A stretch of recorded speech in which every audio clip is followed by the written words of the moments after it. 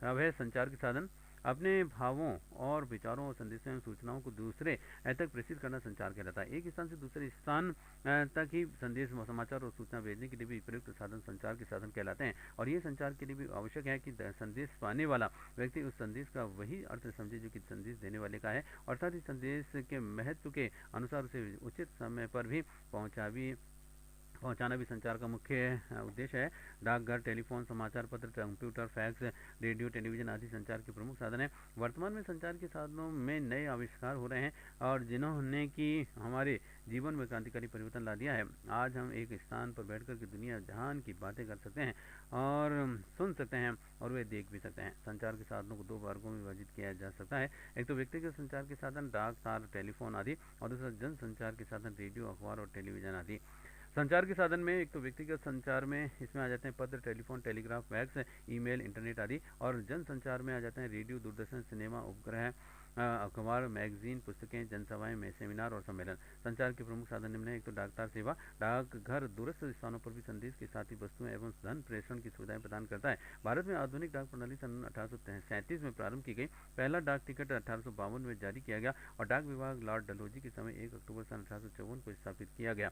15 अगस्त सन 1972 को pin code 1986 में speed post सेवा और 2004 ईस्वी में पोस्ट सेवा प्रारंभ की गई। भारत में विश्व का सबसे बड़ा पोस्टल नेटवर्क है। भारत में 8 विभिन्न डाक क्षेत्रों में बांटा गया है और पिन कोड 6 अंकों की संख्या है और पहला अंक डाक क्षेत्र दर्शाता है और पहले 3 अंक एक साथ वह यूनिट दर्शाते हैं जिसके अंतर्गत ही डाकघर पड़ता है और अंतिम 3 अंक छटाई यूनिट के अंतर्गत ही विशेष वितरण डाकघर दर्शाते हैं। राजस्थान के लिए भी पहला अंक 3 निर्धारित किया गया है।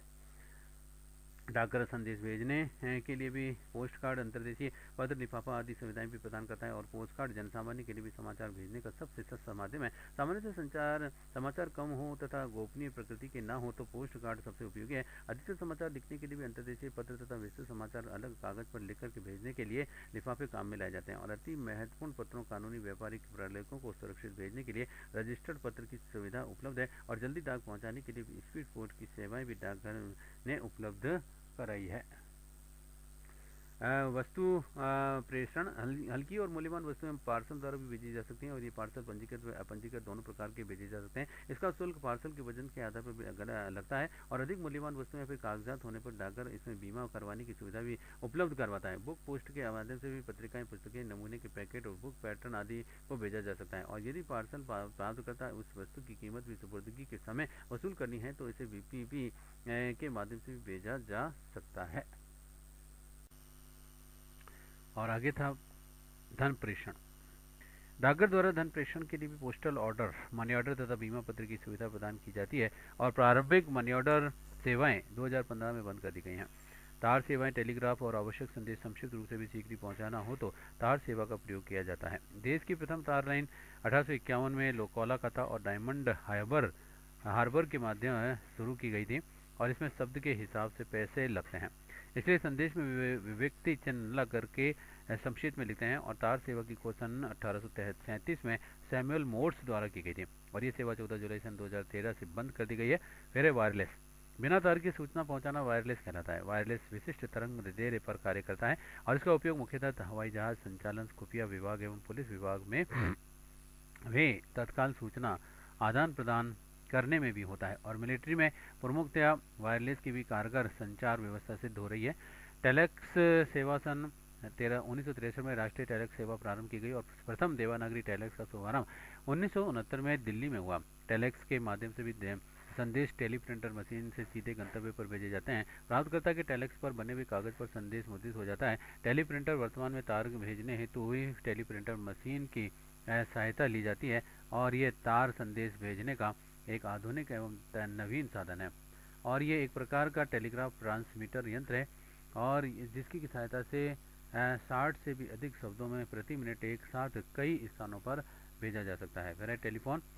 टेलीफोन वह मोबाइल के माध्यम से एक कमरे से बैठा व्यक्ति दुनिया के किसी भी कोने में बैठे व्यक्ति से बात कर सकता है और एक राज्य में भी बात करने से दूसरे राज्य में बात करने के लिए भी STD व विदेशों में बात करने के लिए भी ISD की सुविधा उपलब्ध है और टेलीफोन में रिसीवर, माइक्रोफोन, ट्रांसमीटर आदि होते हैं और माइक्रोफोन हमारी आवाज़ को विद्युत तरंगों में बदल देता है।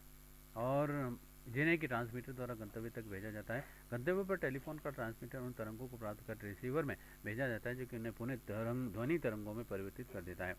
टेलीफोन का आविष्कार अलेक्जेंडर ग्राहम बेल ने सन 1856 में किया था। फैक्स यह टेलीफोन लाइन से जुड़ा हुआ एक छोटा सा यंत्र है, जो कि किसी भी प्रपत्र पर लिखित, मुद्रित व चित्रित संदेश टेलीफोन लाइन की सहायता से कुछ ही क्षणों में दूसरे स्थान पर प्रेषित कर देता है। भेजे गए स्थान पर भी स्थित फैक्स मशीन से उसे पुनः उसी रूप में मुद्रित एवं चित्रित कर देती है। मोबाइल फोन के आविष्कार ने सूचना क्षेत्र में क्रांति ला दी है।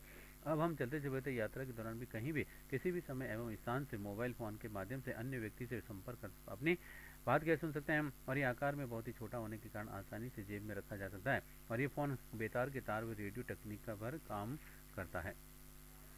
फिर मोबाइल सेवा का उपयोग करने हेतु हमें मोबाइल फ़ोन सेवा प्रदान करने वाली कंपनी से सिम कार्ड लेना पड़ता है, और जैसे कि मोबाइल सेट में निर्धारित स्थान पर भी लगाने के बाद फ़ोन से बातचीत की जा सकती है। और अब तो मोबाइल फ़ोन के माध्यम से लिखित संदेश, फोटो, पिक्चर आदि के शीघ्रता से एक स्थान से दूसरे स्थान पर भेजे जा सकते हैं।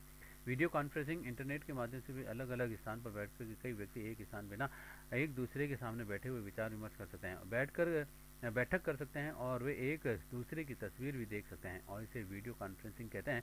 इंटरनेट व्यापक कंप्यूटर नेटवर्क से इंटरनेट कंप्यूटर पर संग्रहित सूचनाओं को विश्व भर में वितरित करने तथा दूरस्थ स्थित विभिन्न कंप्यूटर उपयोगकर्ताओं के मध्य सूचनाओं के आदान प्रदान का महत्वपूर्ण साधन है, और इसके लिए कंप्यूटर को टेलीफोन से जोड़ना पड़ता है। विश्व के विभिन्न देशों में इंटरनेट कनेक्शन देने के लिए इंटरनेट नियंत्रण संगठन ने प्रत्येक देश में कुछ इंटरनेट सेवा प्रदाय ISP नियुक्त किए हैं, और भारत में विदेश संचार निगम लिमिटेड को इस हेतु भी नियुक्त किया गया है। इंटरनेट सर्वर पर उपभोक्ताओं को भी आवंटित स्थान वेबसाइट कहा जाता है। ईमेल कंप्यूटर के माध्यम से किसी भी व्यक्ति के निश्चित पते पर संदेश भेजने अथवा प्राप्त करने की क्रिया को ही ईमेल या फिर इलेक्ट्रॉनिक मेल कहते हैं। संक्षेप में ईमेल किसी भी कंप्यूटर नेटवर्क पर उपलब्ध डाक व्यवस्था है। फिर समाचार पत्र व पत्रिकाएं। समाचार पत्र व पत्रिकाओं से लोगों को समाचार, संदेश, लेख और खेल समाचार, बाजार भाव व मौसम की जानकारी मिलती है। और यहाँ रेडियो और दूरदर्शन की सुविधा नहीं है, और वहाँ पर अखबार और पत्र पत्रिकाओं का महत्व बढ़ जाता है। रेडियो के द्वारा समाचार कुछ ही सेकंड में विश्व के सभी कोनों में पहुंचाए जा सकते हैं। रेडियो में ध्वनि तरंगों को विद्युत चुम्बकीय तरंगों के माध्यम से प्रसारित किया जाता है, जो कि आसानी से गंतव्य तक पहुंच जाता है।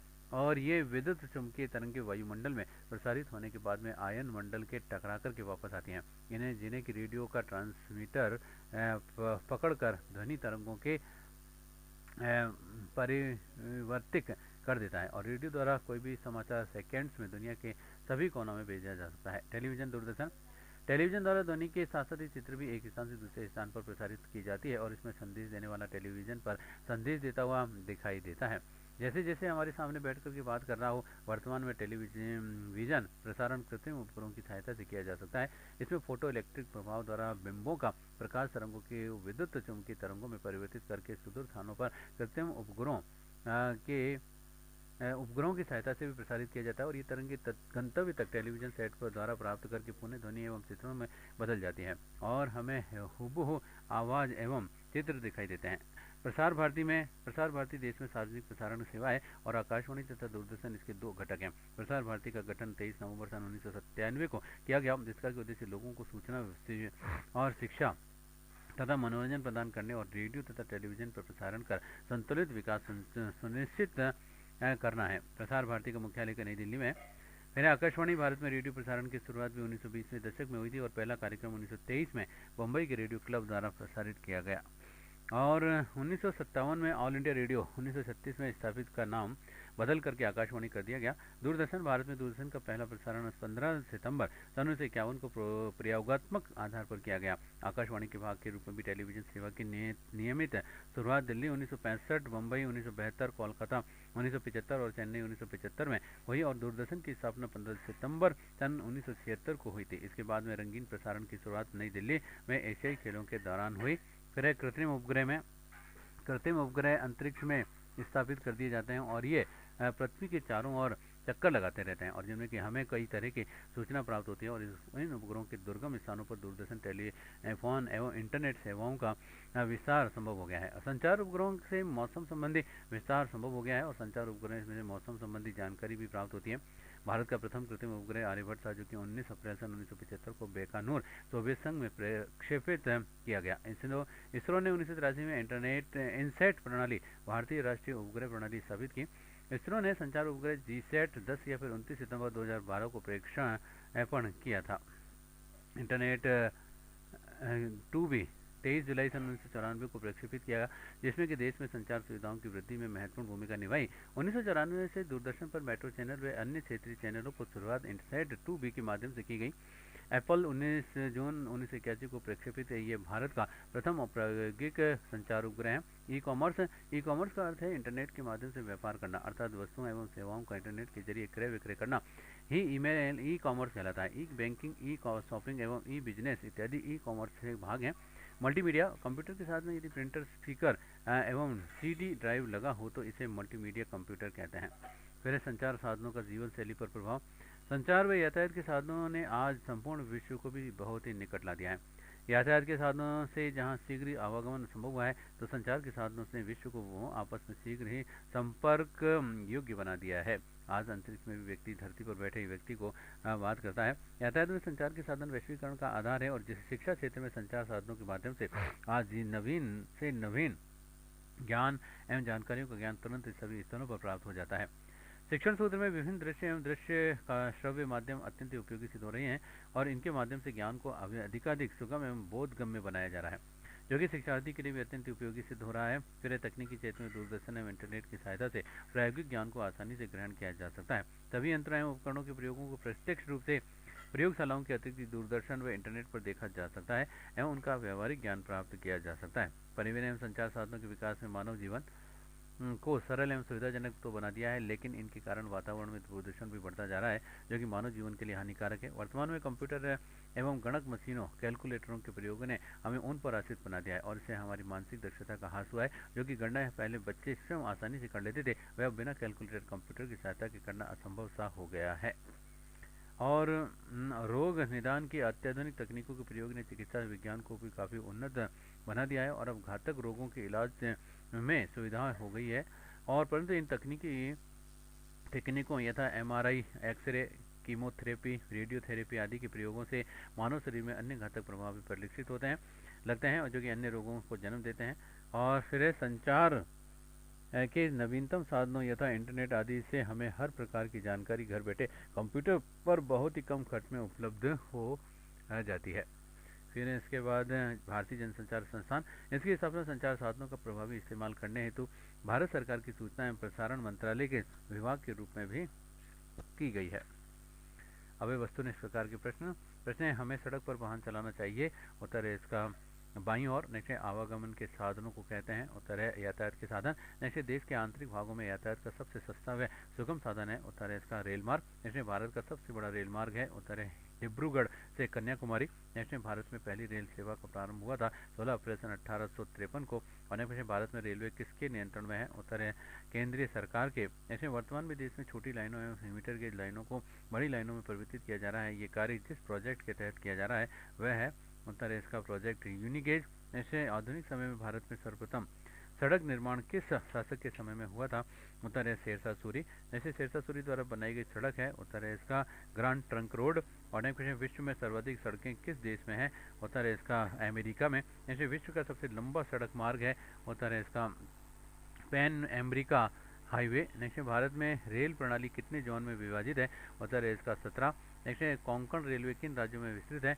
उत्तर है इसका उक्त सभी। इसमें पहला तो महाराष्ट्र, दूसरा गोवा और तीसरा कर्नाटक। और ऊंचे पहाड़ क्षेत्रों में परिवहन हेतु उपयुक्त साधन है। उत्तर है इसका खच्चर। जैसे ऊंट किन क्षेत्रों में अभी भी बोझा ढोने हेतु प्रयुक्त किया जाने वाला उपयुक्त साधन है? उत्तर है इसका मरुस्थलीय। नेक्स्ट किस साधन द्वारा यात्रा सबसे कम समय में पूरी की जा सकती है? उत्तर है इसका वायु परिवहन। नेक्स्ट भारत में वायु परिवहन का कार्य किसके स्वामित्व में है? उत्तर है इसका केंद्र सरकार एवं निजी विमान सेवा कंपनियां। नेक्स्ट परिवहन के द्वारा किस उपयोगिता का सर्जन होता है? उत्तर है इसका स्थान उपयोगिता का। नेक्स्ट परिवहन का माध्यम जिसमें कि प्रारंभिक व्यय न्यूनतम आता है वह है। उत्तर है इसका सड़क। नेक्स्ट परिवहन के साधनों को सामान्यतः कितने भागों में बांटा गया है? उत्तर है इसका 3। नेक्स्ट व्याख्या है इसकी, परिवहन के साधनों को सामान्यतः 3 वर्गों स्थल, जल और वायु में बांटा गया है। जैसे राष्ट्रीय महामार्ग के लिए क्या नीति अपनाई गई है? उत्तर है इसका बनाओ, चलाओ और सौंपो। और नेक्स्ट है अब प्रश्न, पटरियों के बीच में की दूरी गेज के आधार पर इस समय देश में कितने प्रकार के रेल मार्ग हैं? उत्तर है इसका 3। और नेक्स्ट है व्याख्या है कि लेकिन दिल्ली मेट्रो चौथे प्रकार के रेल मार्ग स्टैंडर्ड गेज 1.435 मीटर पर संचालित हो रही है।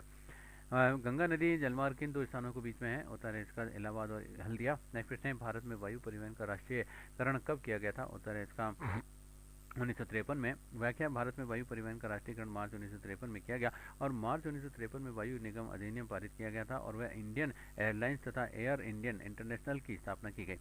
कौन सी एयरलाइंस प्राकृतिक गैस कमीशन की सेवा में लगी हुई है? उत्तर है इसका पवन हंस लिमिटेड। और नेक्स्ट है जवाहरलाल नेहरू पत्तन किस राज्य में स्थित है? उत्तर है इसका महाराष्ट्र में। नेक्स्ट है तुतीकोरम पत्तन किस राज्य में स्थित है? उत्तर है इसका तमिलनाडु में। व्याख्या है इसे 11 जुलाई सन 1974 को बड़े पत्तन मेजर पोर्ट का दर्जा दिया गया है और 12 बड़े पत्तनों में से एक है। इसे वर्तमान में VO Chindar Burma are port के नाम से जाना जाता है। वर्तमान में देश में कितने बड़े पत्तन हैं? उत्तर है इसका 12। नेक्स्ट है राष्ट्रीय राजमार्ग संख्या 15 किस राज्य में गुजरता है? उत्तर है इसका राजस्थान। नेक्स्ट उत्तरी पश्चिमी रेलवे जोन का मुख्यालय है? उत्तर है इसका जयपुर में।